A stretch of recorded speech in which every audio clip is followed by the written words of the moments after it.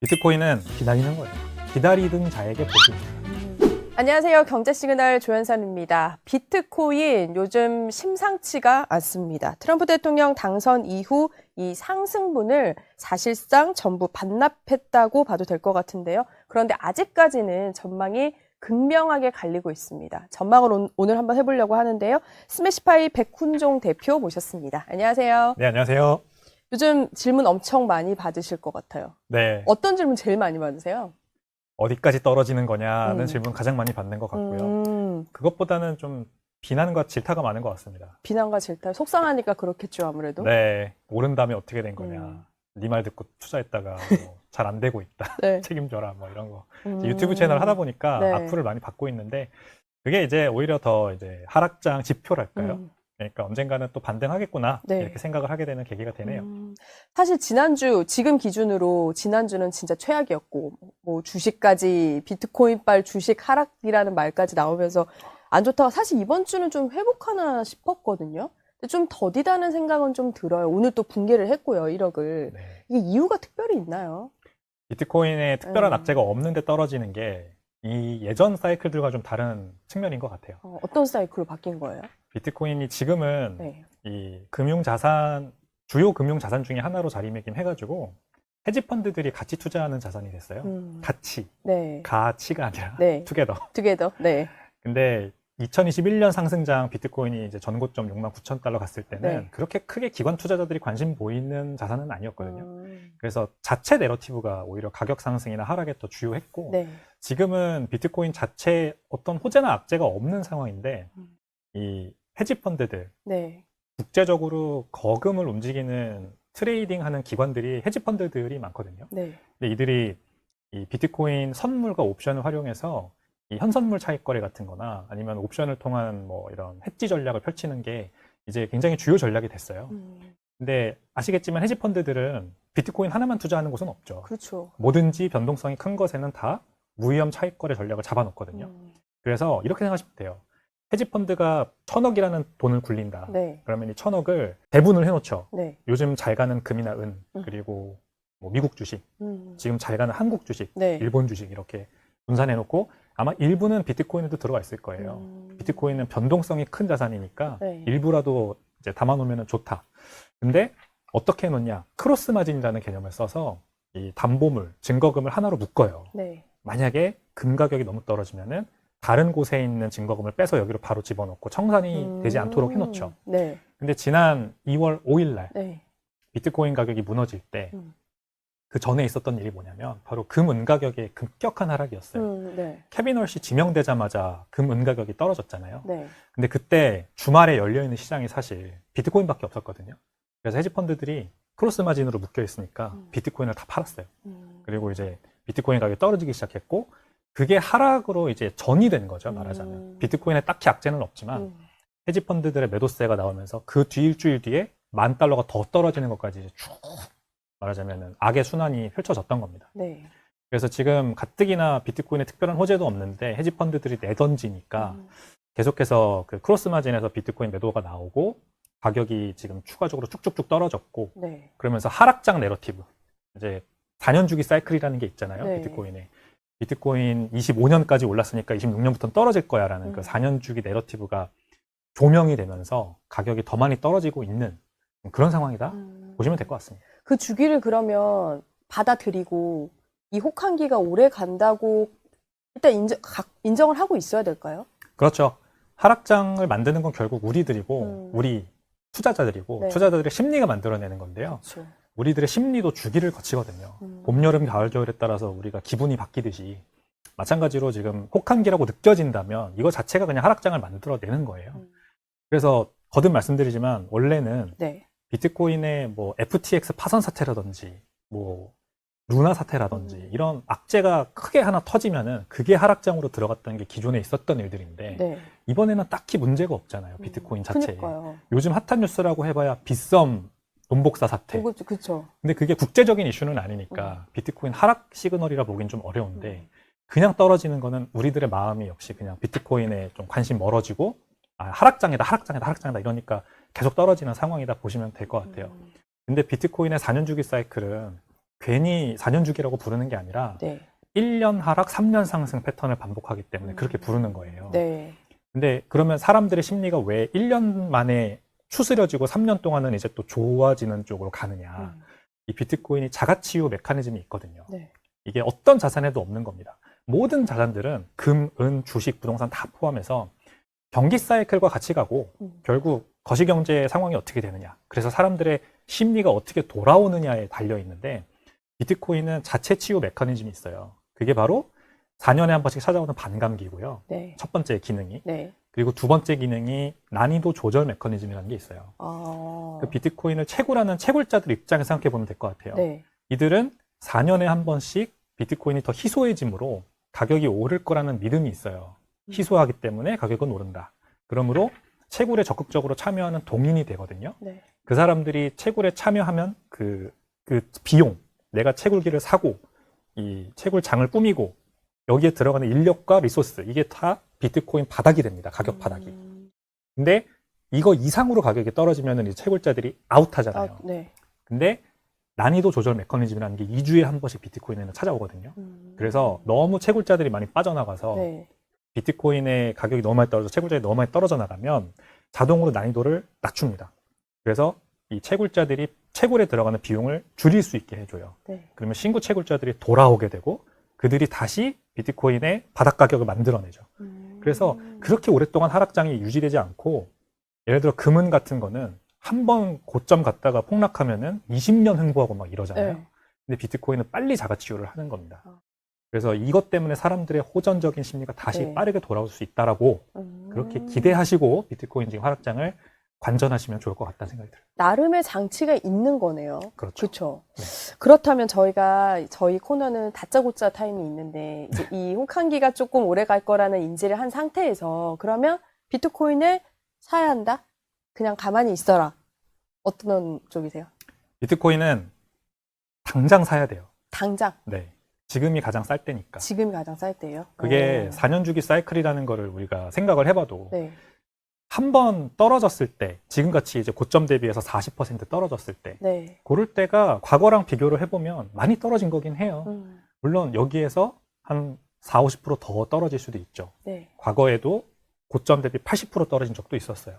근데 언제나 회복을 하고 다시 전고점을 돌파하고 신고점으로 갔기 때문에 이번에도 이 자가치유 능력 플러스 비트코인의 어떤 관심도가 이게 이제 어떤 채널이 될지는 제가 뒤에서 말씀 더 드리겠지만 어쨌든 비트코인의 새로운 수요가 발생하면서 가격이 올라가면 아마 뭐 어디까지 올라갈지는 모르는 거예요. 네. 어쨌든 전고점을 뚫겠죠. 그러면은 지금 고점 대비 40% 떨어졌을 때가 싸긴 싼 거예요, 사실상. 사실 그렇죠. 네. 어떻게 보면 반대로 생각하면 속상하지만 이때 더 사놔야 되는 기회일 수도 있는 거잖아요. 그럼요. 여기서 더 떨어진다 하더라도 어차피 투자 격언이 있지 않습니까? 네. 무릎에 사라. 너무 바닥까지 기다리지 말고. 그 바닥 기다리려고 하다가 결국 그렇게 안 돼서 못 사거나 아니면은 손이 덜덜덜 떨려가지고 오히려 팔게 되거든요. 네. 그러니까 차라리 요 정도 왔을 때 사는 게 심리적으로도 안정이 될 것 같아요. 그래서 일단은 뭐 타이밍적인 관점에서는 그렇게 답변을 드리고 싶고 네. 무엇보다 중요한 거는 비트코인은 제가 물론 투자 조언을 드리는 지금 입장에서 여기 나와 있긴 하지만 투자 자산으로서 바라보지 않거든요, 저는. 그냥 하나의 화폐. 화폐? 네. 아, 그래요? 비트코인을 가치 여장 수단을 지닌 화폐. 그리고 화폐도 사운드머니냐 네. 아니면은 연화냐 네. 이렇게 나누는데 비트코인은 경화, 사운드머니라고 저는 생각을 하거든요. 그러면은 이 경화가 언제나 내가 벌고 있는 법정화폐보다 더 가치가 오른다면 한동안은 떨어질 때도 있겠지만 그냥 법정화폐를 바로바로 이 비트코인으로 바꿔놓는 게 가장 좋은 투자 전략이에요, 사실상. 네. 그래서 지금이 가장 싸다. 가격이 올라갈 때도 그렇고 떨어질 때도 그렇고 결국 쭉 길게 보면은 내가 가지고 있는 법정화폐보다는 반드시 플러스 4, 50% 수익을 내주니까 연평균으로 봤을 때. 네. 그게 지난 비트코인 연평균 상승률입니다. 50%. 네. 지금 많이 떨어졌으니까 40%인데 이제 떨어지는 거를 복구하고 나면 더 크게 오를 거기 때문에 결국 연평균으로 50% 상승률을 유지한다면 비트코인 투자 굉장히 좋은 전략이죠, 사실상. 참 어떻게 보면 심리에서 시작해서 심리로 끝나는 자산인 것 같은데 유독 더. 네. 그렇다면 앞서 케비노 씨 말씀 주셨는데 이제 그때 뭐 주식이고 뭐 난리가 났었잖아요. 근데 이게 의견이 좀 분분한 게 친 비트코인 인사다라는 분석도 있었거든요. 어떤 인물이에요? 비트코인 쪽에 있어서는? 비트코인 쪽에 있어서는 일단 새로운 인물이고요. 네. 이분이 이제 연준 의장으로 지명되고 나니까 과거 인터뷰들이 조명이 되는 건데 네. 비트코인 관련해서 발언을 한 여러 가지가 굉장히 비트코인에 대한 이해도가 높다라는 게 드러났어요. 예를 들면 이런 게 있습니다. 지금 연준 굉장히 잘못하고 있다고 케빈 헐시가 몇 개월 전부터 계속 인터뷰에서 얘기를 하거든요. 네. 기준금리 인하해야 된다, 해야 된다. 어차피 AI 생산성 혁신 때문에 인플레이션 안 온다. 그래서 기준금리 인하해야 되는데 왜 안 하냐. 막 이런 식으로 제롬 파월 현 의장을 비난을 하는데 그 과정에서 지금 연준이 잘못하고 있기 때문에 비트코인이 이렇게 많이 오른 거다라는 얘기를 했어요. 네. 비트코인 가격이 괜히 오르는 게 아니라. 말하자면 시장에 뭔가 이 빨간 적신호가 켜졌을 때 가장 먼저 반응하는 화재 경보기 같은 기능을 하는 거라고 네. 하더라고요. 이게 너무나도 맞는 표현인 게 비트코인 시장은 24시간 열려있고 투명하거든요. 네. 비트코인에 아직 그렇게 많은 관심이 기관들이 없는 상황에서 오로지 이 심리에 의해서 가격이 움직이고 뭐 누구는 이거를 단점으로 보기도 하지만 기업들 같이 실적이 있는 것도 아니고 어떤 정책에 따라서 심하게 이렇게 세금이나 아니면 이런 정책에 의해서 심하게 가격이 변동하는 그런 것도 아니라서 지금은 진짜 오로지 수요와 공급에 의해서만 움직여요, 사실상. 네. 근데 연준이 돈을 퍼붓거나 아니면은 돈을 퍼부어야 될 타이밍에 그걸 놓치고 너무 경색적으로 통화 정책을 운영하면 당장 비트코인 가격이 먼저 반응을 한다는 거죠. 그래서 비트코인은 시장의 경찰이라는 얘기를 합니다. 시장의 경찰이다. 우리 같은 정책 위반자들이 네. 뭔가 잘못하고 있다면 경찰관처럼 우리한테 와서 신호를 주는 그런 역할을 하는 거기 때문에 야, 비트코인 가격이 지난 10년 동안 엄청 올랐어. 네. 뭐 지난 15년 동안 7만 배가 올랐어. 그러니까 비트코인 가격이 이렇게 오른다는 건 지금 연준 잘못하고 있는 거야. 연준의 대차대조표 줄여야 돼. 우리가 직접 이제부터 제살깎기를 해서 연준의 본연의 역할로 돌아가자. 막 이사들 각자 인터뷰 잡고 나와가지고 기준금리 이렇게 해야 된다, 뭐 주가를 부양해야 된다 이런 얘기 하지 말고 우리는 조용하게 연준 본인의 역할로 돌아가자. 이런 식으로 비트코인을 시장의 경찰로 얘기하는 걸 보고 잘하면 지금 미국의 그림자 규제가 거칠 수도 있겠다는 생각이 들더라고요. 지금 어쨌든 은행들의 킹이 연준이기 때문에 네. 연준 의장 제롬 파월이 비트코인에 대해서 뭐 뜨뜻미지근한 반응이에요. 항상 좋다고 하지도 않고 싫다고 하지도 않고 그렇기 때문에 그림자 규제에 의해서 은행들이 비트코인을 담보자산으로 받거나 이제 관련 상품을 내는 거를 주저하고 있다고 업계는 다 알고 있어요. 그나마 트럼프 행정부 들어서서 은행들한테 명령했죠. 네. 오퍼레이션 초크포인트 2.0 하지 마. 이 가상자산 관련 기업들의 법인 계좌 안 내주는 거 이런 거 하지 말라고 했거든요. 근데 만약에 케빈 홀씨가 이제 진짜로 연준으로서 임기가 시작되면 이 그림자 규제가 확 거치겠다. 그러면은 이제 은행이 예를 들면 특판 예금 같은 걸 낼 수가 있죠. 비트코인 담보로 한 특판 예금. 그렇죠. 그러면은 이자율이 높을 수 있어요, 이거는. 그냥 비트코인 관련 상품에서 나오는 어떤 8, 9%대 높은 이자를 은행이 한 6, 7%로 낮추고 대신에 리스크 매니지먼트를 하겠죠. 국채나 현금 같은 거 섞어서 굉장히 안전성을 담보하는 특판 예금 상품을 낸다. 그러면 지금 예금 금리가 1, 2%인데 네. 한 5, 6%대 예금만 나와도 난리 날걸요, 아마? 그렇네요. 그게 가능할 거라고 보는 비트코인 업계의 시각이 있어요. 그래서 좀 기대를 하는 겁니다. 그러면 대표님도 그 시각에 조금 동의를 하세요? 네, 저는 동의합니다. 케빈 홀씨가 비트코인에 막 엄청 호전적인 인물은 아닐지 몰라도 연준 의장으로서 막 밀어붙이지 않을 거라고 보는데 그림자 규제라는 것만 거쳐도 지금 솔직하게 말씀을 드리면 네. 스트래트지라고 하는 기업이 있습니다. 네. MSTR 티커. 이곳이 비트코인을 담보로 영구 우선주를 발행을 하죠. 네. 영구 우선주를 발행해서 자금 조달한 거로 비트코인을 사고 요거를 담보라고 하기보다는 이제 이거를 기저해서 더 영구 우선주를 많이 발행하고 또 자금 조달해서 비트코인 더 사고 이 영구 우선주가 10%의 지금 배당을 줘요. 연 평균 10%의 배당을 주는데 네. 이 배당 재원이 결국 비트코인 가격이 오를 거라는 믿음이죠. 그래서 영구 우선주에 사람들이 투자를 하는 거예요. 그러면 이들 입장에서는 MSTR 입장에서는 영구 우선주가 계속해서 세일즈가 잘 될수록 시장에 비트코인 가격이 올라갈 거라는 믿음이 있다라는 걸 증명을 하고 있는 거고 지금 세일즈가 굉장히 잘 되고 있거든요. 네. 여기서 모은 돈으로 이 스트래티지가 매주 뭐 1000개, 800개 이렇게 비트코인을 지금도 사고 있는 겁니다. 이렇게 가격이 빠지고 있는데도. 그리고 향후 21개월간 이 영구 우선주 배당금을 줄 현금 재원을 또 같은 방법으로 조달해서 마련을 해놨대요. 그러니까 은행 입장에서는 같이 파트너십을 해볼 만한 거죠. 그렇죠. 영구 우선주 많이 발행해서 배당 재원도 다 있고 여기가 10% 배당을 주고 있으면 이거를 내가 좀 가져와서 은행 입장에서 내가 이걸 활용한 특판 예금 상품 내면 여기다 이제 좀 현금이랑 국채 같은 거 넣어서 안전하게 만들면 부도 위험도 사라지고 예금 금리가 그러면 한 5, 6% 나올 테니까 이거 엄청나게 고객들 끌어올 수 있겠다. 이거를 마이클 셀러, 네. 그 스트래테지 창업자가 은행들과 지금 막 얘기를 하고 있다. 이런 소문이 있습니다.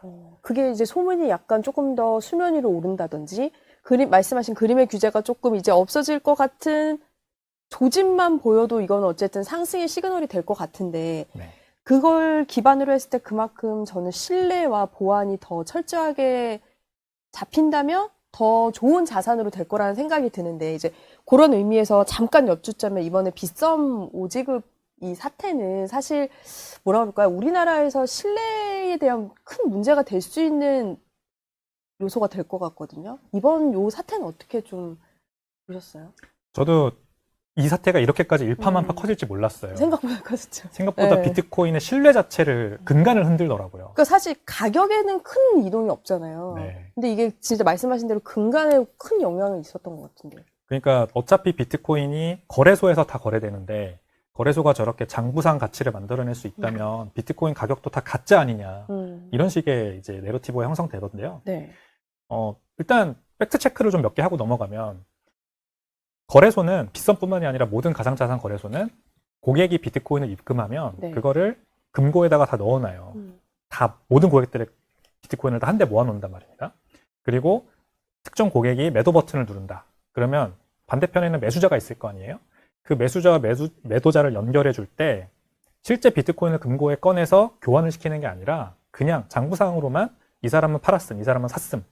그리고 뭐 팔았으니까 원화 얼마, 이 사람은 샀으니까 비트코인 얼마 올라간다. 이렇게 계정에다가 숫자만 찍어주는 거예요. 이게 모든 거래소를, 전 세계 모든 거래소들이 다 똑같이 쓰는 방법이고 거기에다가 이게 가상자산만 이렇게 하는 게 아니라 주식도 똑같이 합니다. 사실상. 우리나라 증권사, 뭐 모든 증권사들이 다 마찬가지겠지만 브로커리지 역할을 하는 증권사와 거래 체결 역할을 하는 거래소, 우리나라는 한국거래소, 그리고 실제 증권을 보관해주는 예탁결제원, 네. 이곳의 권한과 책임이 분리되어 있죠. 분리되어 있는 권한과 책임 때문에 증권사에서 사고가 나도 이게 전이되기는 좀 어렵죠. 다 내부 통제와 규율이 굉장히 강하게 있고 그 다음에 설사 어떤 직원이 실수를 하더라도 그게 실제 이 증권이 엄청나게 많이 발행됐다 뭐 이런 식으로까지 내용이 전이되진 않는데 네. 가상자산은 거래소가 모든 걸 하거든요. 네. 권한과 책임의 위임이 없고 분산이 없고 그냥 거래소가 다 브로커리지, 거래 체결, 보관의 역할을 다 하다 보니까 이제 무소불위의 권력처럼 느껴지는 거예요. 거래소가 62만 개라는 비트코인을 복사했다. 실제 비트코인 원장에는 62만 개가 찍힌 거 아니고 비트코인은 그럴 수 없는데 비트코인을 어차피 거래하는 거래소에서 내가 입금한 비트코인, 예를 들어 100만 개가 이 거래소에 있다고 할게요. 실제 고객이 네. 입금한 게. 근데 거기에 62만 개를 거래소가 맘대로 더해서 거래 그 오더북이 돌아가고 있다면 그러면 여기에서 발생하는 가격, 네. 여기서 조성되는 가격, 이거는 거래소가 인위적으로 부풀릴 수도 있고 아니면 일부러 누를 수도 있고 이렇게 할 수 있는 거 아니냐라는 의심이 있으신 것 같아요. 근데 너무나도 합당한, 진짜 우리나라 투자자도 똑똑하다. 정말 합당한 이의 제기다. 근데 말씀드리고 싶은 거는 이게 가상자산만의 문제가 아니라는 거. 원래 우리는 다 이렇게 거래를 하고 있어요. 금 한번 예를 들어 볼게요. 네. 금 투자 우리 많이 하니까 요즘. 근데 전 세계에서 금이 가장 많이 거래되는 거래소가 런던 금거래소인데요. 네. 런던 금거래소의 하루 거래량의 90%가 다 장부상 거래로 이루어져요. 실제 금은 손바뀜이 일어나지 않고 거래량 자체가 그러니까 실제 그 거래소에 있는 금보다 훨씬 더 많은 금액이 거래가 됩니다. 장부상 거래이기 때문에. 그렇게 금 가격이 조성이 되고요. 그 런던 금거래소 가격이 상해 금거래소, 뭐 미국 금거래소 이렇게 다 이 아비트라지를 통해서 맞아 들어가게 되죠. 네. 그러니까 금 가격도 우리가 알고 있는 실제 가격보다 인플레이트 돼 있어요. 그래서 우리가 현물 금괴를 가지고 있다가 종로 2가 금은방 가잖아요. 네. 그러면은 시세보다 20-30% 싸게 팔 수밖에 없는 겁니다. 이게 현실이에요. 금 한번 지금 가지고 종로 2가 가보세요. 얼마에 팔 수 있냐? 이거 인터넷에 지금 가격 이거라고 나온다. 한돈에 이거라고 나온다. 근데 이거보다 20% 싸게 사요. 왜냐하면 그 금은방 주인은 알거든요. 내가 이걸 사는 순간 20% 디스카운트 받는 걸 알기 때문에 그만큼 싸게 사는 겁니다. 그 주식도 마찬가지예요. 주식도 주식시장에서 벌어지고 있는 형성되고 있는 가격들이 장부상 거래로 다 만들어지는 가격이고 이게 이제 비트코인만의 문제가 아니라는 걸 일단 짚어드리고 싶고 물론 이제 비트코인을 거래하는 거래소들이 이 자성을 해야 되는 부분은 내부 통제 규율이 너무 약했다.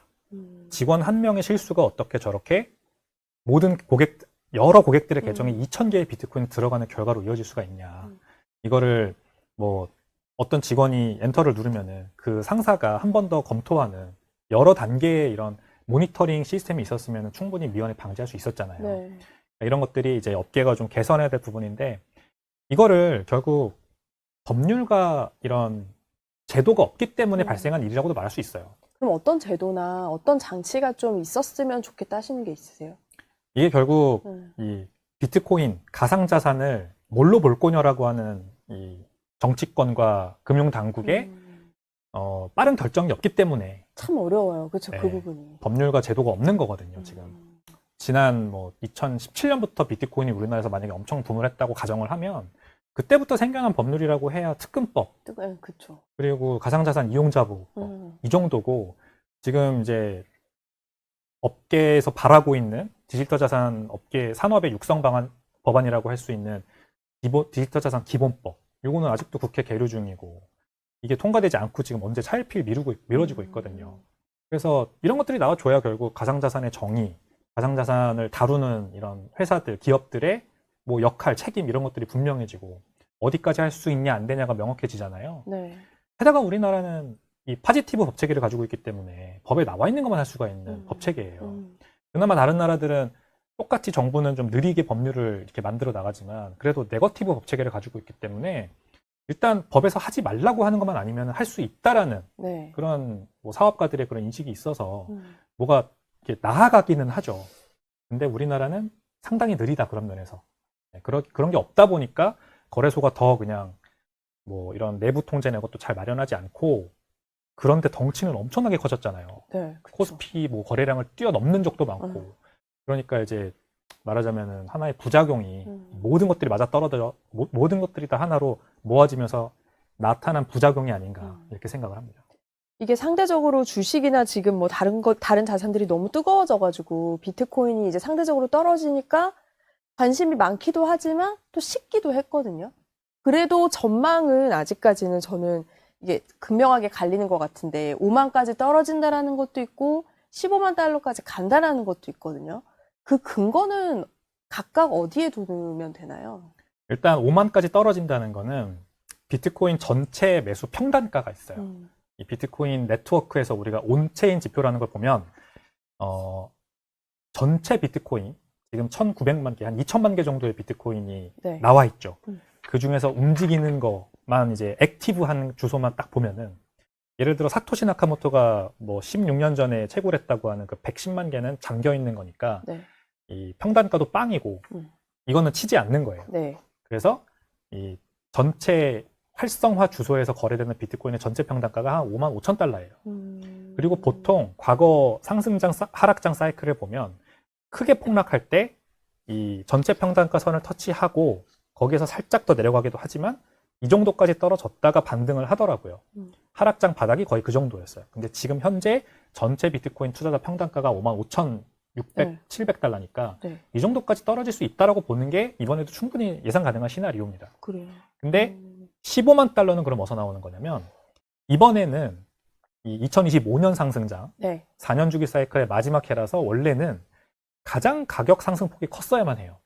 근데 2023년, 2024년 다 100% 이상 가격이 올랐는데 2025년은 오히려 마이너스 마감을 해버렸어요. 물론 10월까지만 보면은 상승했죠. 그렇죠. 뭐 10만 불에서 12만 5천 불까지 갔다 떨어졌으니까. 근데 연말 기준으로 하면 어쨌든 마이너스로 마감을 해버렸잖아요. 그러니까 이제 기관 투자자들이 특히 이렇게 좀 판단을 하는 것 같아요. 이거는 말이 안 된다. 상승장이 굉장히 조용하고 더디게 이어졌으므로 하락장도 과거처럼 고점 대비 80% 떨어지는 일은 없을 것 같고 그래서 5만 5천 달러까지 가는 일은 없을 것 같고 역사상 가장 낮은 수준에 빠르게 지나가는 하락장이 되고 다시 상승 가도를 할 것 같다. 이런 분석을 하더라고요. 그래서 한 7만 달러를 바닥으로 보더라고요. 이 정도, 지금 가격 정도를 바닥으로 보고 15만 달러까지 다시 올라간다. 이렇게 보는 두 가지 시각이 존재합니다. 지금. 대표님은 그러면 어떤 게 더 설득력 있다고 보세요? 저는 전자가 더 설득력이 있는 것 같아요. 그래요? 네. 결국 우리 심리가 만들어내는 게 가격이에요. 근데 우리 심리가 지금 제가 봤을 땐 너무 안 좋아요. 안 좋죠. 네, 믿음도 사람들이 살짝 또 떨어지기도 했고. 믿음이 많이 떨어졌어요. 네. 어떤 트리거가 없어요. 특히 2024년 현물 ETF 네. 나오면서 비트코인이 이제 제도권화된다. 그러면서 이어졌던 게 원투펀치로 들어왔던 게 트럼프 대통령이 당선되면서 네. 비트코인을 산업적으로 엄청 육성할 거다라고 하는 기대감, 법적, 제도적 장치들이 미국에서 막 나오면서 전 세계로 번질 거다라고 하는 기대감이었어요. 네. 그래서 기관 투자자들이 비트코인을 막 포트폴리오의 1%, 5%, 10%까지 담을 거다라고 하는 기대감이었는데 사실 늘 그렇지만 정치권에 기대했던 것과 결과는 너무 다르죠. 그래서 비트코인이든 뭐 아무튼 기타 알트코인이든 정책에 대한 수혜에 대한 기대감이 지금 많이 꺾였습니다. 이제 뭐 미국이든 어느 나라든 가상자산이 그렇게까지 큰 관심사가 아니구나. 뭐 우리나라에서도 이렇게 법안 통과 지연되고 이런 거 보면은 다시 한번 사람들이 깨달았죠. 아, 자체 내러티브가 없으면 안 올라가는구나. 근데 자체 내러티브가 지금 없어요. 예전에는 그래도 2021년 상승장을 보면 말이 안 되는 거긴 했지만 NFT, 네. 메타버스, 거기에 무브 투 원 이런 식으로 마치 지구, 우주 넘어서 메타버스가 있을 것 같은 그런 내러티브가 형성됐었잖아요. 그렇죠. 그래서 이제 알트코인들이 막 올랐는데 지금은 그런 것들이 싹 소멸됐고 어떤 상승 재료가 뭐지? 다 이렇게 지금 아마 궁금하실 거예요. 그래서 안 오르는데 저는 지금이 하나의 이 트랜지션, 네. 그러니까 사람들의 인식이 바뀌는 구간을 지나고 있다고 생각을 합니다. 근데 이게 쉽게 바뀌지는 않을 것 같아서 한동안은 비트코인 가격이 좀 제자리를 지키거나 재미없는 흐름을 보일 수 있으나 그 트리거가 있을 거예요. 이제 비트코인이 새로운 세대의 주인공으로서 이 사람들의 인식이 바뀌는 그 순간이 올 거거든요. 그 인식이 바뀌어야 가격이 올라갑니다, 결국에는. 그러면 어느 선까지 대표님은 내려갈 수 있다고 좀 분석을 하세요? 가장 합리적인 거는 그 55,000달러. 55,000. 네, 전체 평단가. 비트코인에 꾸준히 자신의 자본을 투여해왔던 사람들의 자본의 총합이거든요. 네. 그게 시가총액 기준으로 실현 시가총액이라고 하는데 1.11조 달러입니다. 지금 전체 마켓캡으로 치면은 뭐 아직 2조 달러 약간 안 되는 수준인데 아니군요. 많이 내려왔겠군요. 그러니까 실현 시가총액은 1.11조 달러, 그리고 가격은 55,000달러. 네. 여기까지 바닥을 보는 게 맞다. 그렇게 봅니다. 이게 떨어져서 또 못 파는 분들도 많고, 어쨌든 시장은 안 좋아도 손을 못 대는 분들이 더 많은데, 이 와중에 이제 강제 청산에 대한 우려가 엄청 크잖아요. 네. 그거는 이제 또 영향은 엄청 크지 않나요? 비트코인이 선물과 옵션 시장이 그동안 엄청 컸어요. 네. 그게 이제 제가 서두에 말씀드린 헤지펀드들이 많이 이용하게 된 계기가 된 거죠. 헤지펀드들은 어떤 방향성 베팅을 하지 않고 비트코인도 비트코인 현물을 사고 선물을 공매도 하고 네. 이렇게 현선물 베이시스 트레이딩 포지션을 잡습니다. 네. 옵션도 만약에 이 투자자들이 풋옵션을 많이 사는, 가격 하락을 예상하고 풋옵션을 많이 사는 지금 상황이 되면 반대편에서 풋옵션을 파는 역할을 해요. 딜러 역할을 합니다. 그래서 여기에서 프리미엄 수익을 벌려고 하죠. 네. 이게 비트코인 가격을 그동안 더 급격하게 떨어뜨린 주 원인이었어요. 그래서 말씀하신 것처럼 청산 우려, 네. 선물 시장에서 강제 청산이, 롱 포지션 청산이 얼마나 발생했다 이런 뉴스가 많이 나오는 거거든요. 그게 이제 우리의 마음을 무겁게 짓누르는 거죠. 아, 왜 자꾸 청산 나는 거야? 언제까지 지금 이럴 거야? 근데 항상 그랬어요. 이게 선물 시장은 원래도 있었어요. 네. CME 거래소에서 거래된 게 얼마 안 된 거지. 선물 자체 거래소, 비트맥스라던가 바이낸스에서는 언제나 선물 시장과 거의 동등한 크기의 선물 시장이 존재했고요. 그리고 선물 시장에서 가격이 떨어질 때도 계속 롱 포지션 우위였어요. 네. 사람들이 물리잖아요. 그러면 심리가 내가 물리고 있는 거로 손절매를 쳐야 되는데 손절매 치기 전에 아깝잖아요. 본전 생각이 나. 그러니까 롱 포지션, 레버리지 껴서 롱 포지션 잡고 그 단타로 조금이라도 벌고 손절매를 치려는 그런 이게 있어요. 그러니까 그러다가 가격이 더 떨어지고 롱 포지션 청산나고 이러는 거거든요. 네. 그러다가 어떤 특정 포인트가 되면 이들도 시드가 마릅니다. 그리고 이제 드디어 그들도 비관해서 오히려 공매도를 치거나 선물 미결제 약정이 확 줄어드는 때가 와요. 네. 그게 아직 안 온 것일 뿐이에요. 지금 거의 다 왔다고 생각합니다. 지금 비트코인 시장 전체 선물 시장 규모를 보면 미결제 약정 규모가 상당히 줄어들고 있어가지고 거의 다 끝까지 왔고 여기가 바로 리버스 포인트입니다. 그러면은 헤지 펀드들은 반대 포지션을 잡기 시작할 거예요.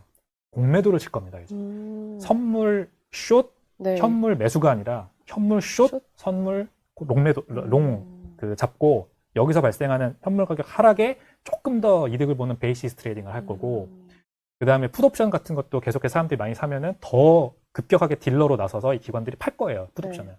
그러다가 발생하는 게 스퀴즈입니다.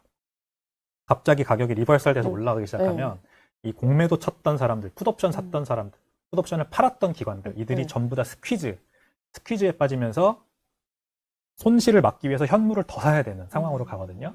그러니까 헤지펀드들과 뭐 기타 등등 트레이더들이 선물 옵션을 활용해서 비트코인을 거래하고 있는 건 지금 걱정할 게 아니라 오히려 앞으로 가격 상승이 다시 돌아왔을 때 더 큰 가격 상승이 오는 기대할 수 있는 사실 포인트예요. 좀 기다리면 되네요, 사실. 네.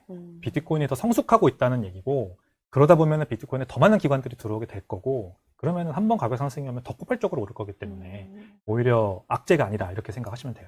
사실 비트코인의 상승 하락 요소가 뭐 여러 가지도 있지만 우리가 최근 몇 년 동안은 트럼프 대통령이 되면서 나는 가상화폐 대통령이 되겠다는 그 사실 한마디로 많은 그 기대감을 또 만들기도 했는데 이제는 그게 좀 쏙 들어간 것 같기도 하고, 그리고 보니까 6만 달러 붕괴하면 트럼프가 살 거다 뭐 이런 말도 있거든요. 그런 부분에 대해서는 어떻게 좀 보세요? 아직은 좀 기대해도 되는 거예요? 트럼프의 입에서 나올 만한 가상화폐에 대해서? 저는 그렇게 음모론을 좋아하진 않습니다. 네. 근데 진짜 음모론처럼 들려요, 사실 저도. 비트코인을 6만 달러가 됐으니까 트럼프가 이제 막 사고 있다. 이게 왜 생겨난 소문이냐면, 마이클 세일러, 제가 아까 말씀드린 그 사람이 지난 주말인가 트럼프 대통령 일가가 저녁 식사하는 데서 사진을 찍혔어요. 그것도 뒷배경으로. 네. 그 이방카 트럼프가 이렇게 사진을 찍었는데 그 뒷배경에 마이클 셀러가 앉아있는 게 찍히면서 트럼프 일가 저녁 자리에 마이클 셀러가 초대됐으면 뭔가 비트코인 관련된 일이 벌어지고 있는 거구나. 그래서 지금 비트코인 가격 충분히 떨어졌으니까 이제 트럼프 일가나 아니면 행정부가 이제 본격적으로 사는구나, 이런 소문이 번지고 있고, 이게 여기까지는 음모론이죠. 근데 저는 제법 가능성이 있다라고 보는 게, 그래요. 지금 우리는 전시 경제로 가고 있습니다. 네. 이제 글로벌라이제이션 평화 시대는 끝났어요.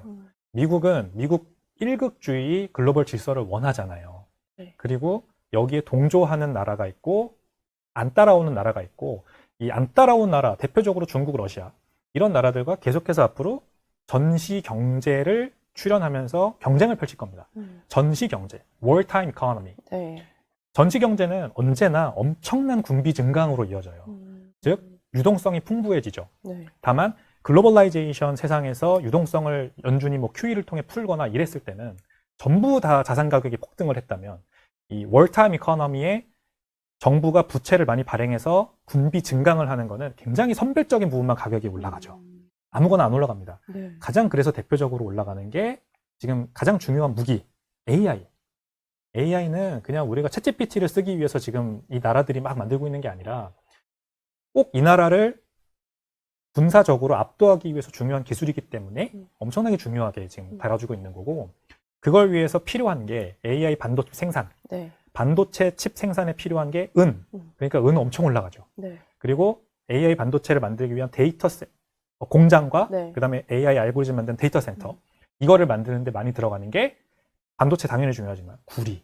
왜냐면 전선을 엄청 깔아야 되고, 전기. 네. 그러니까 이제 원전 이런 거 중요해지는 거고, 구리는 또 그 총알과 폭탄에도 다 들어갑니다. 그러니까 구리 가격이 또 올해 많이 오르는 거거든요. 그렇죠. 그리고 미국이 지금 그동안 하지 않았던 일을 하고 있는 게, 이 미국에 있는 희토류, 희귀 광물을 채굴 하는 회사들에 직접 투자를 하고 있습니다. 네. 그게 이제 뉴스 많이 나오죠.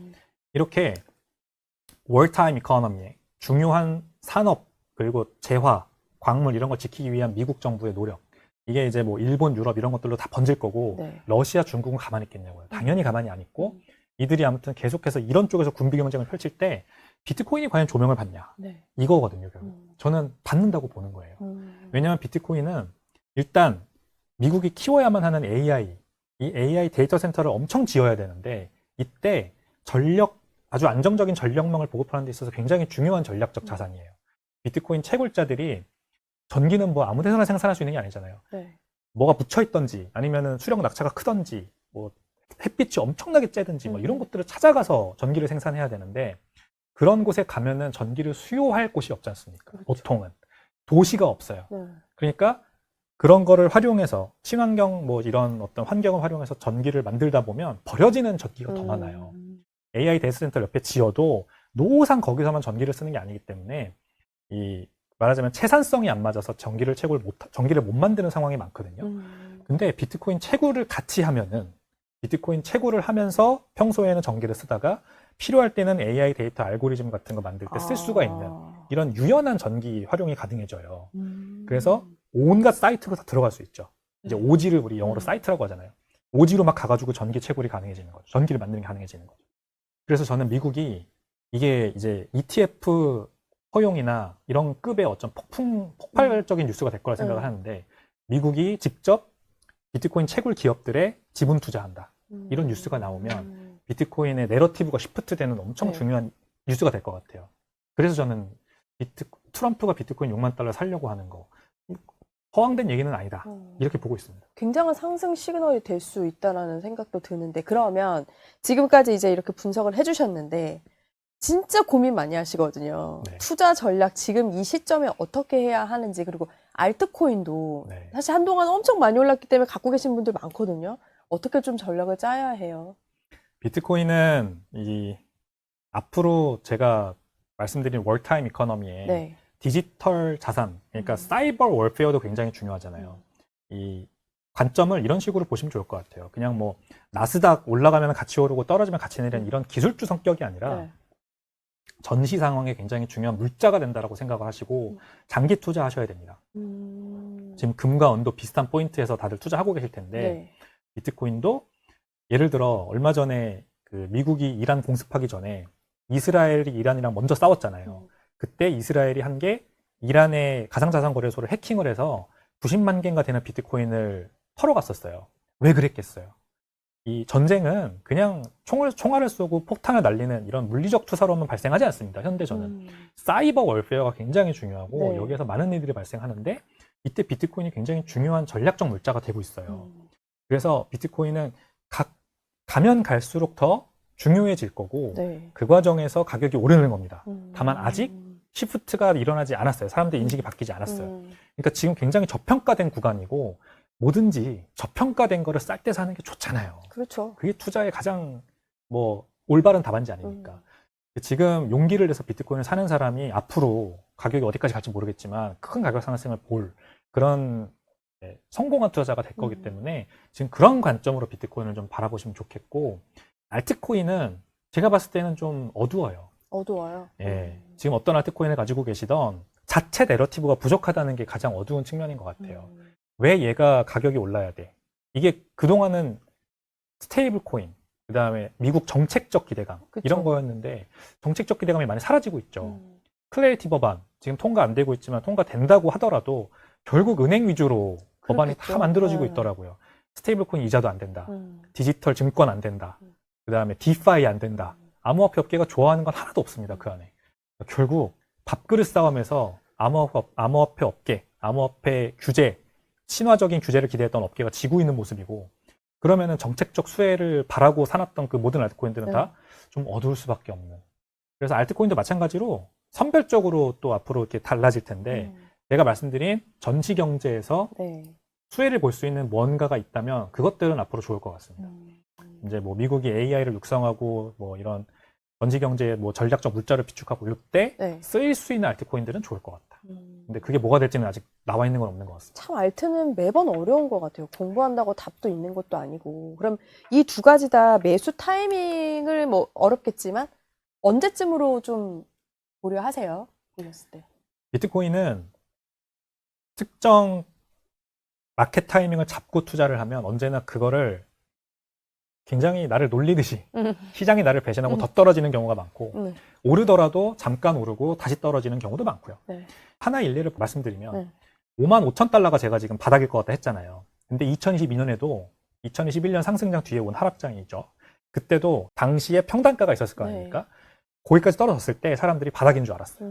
근데 거기에서 한 두세 차례 더 떨어지고 그 다음부터 반등했거든요. 바로 반등한 것도 아니고 거기에서 엄청 오랫동안 횡보했습니다.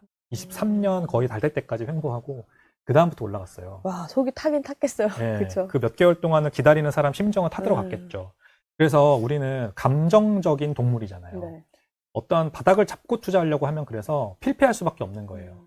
내가 인생을 얼마나 뭐 행복하게 살고 있는지 모르겠지만 그 수많은 불안 요소 중에 내가 투자하고 있는 것에 결과가 계속 마이너스인 상태로 몇 개월을 가면 인생이 정말 피폐해집니다.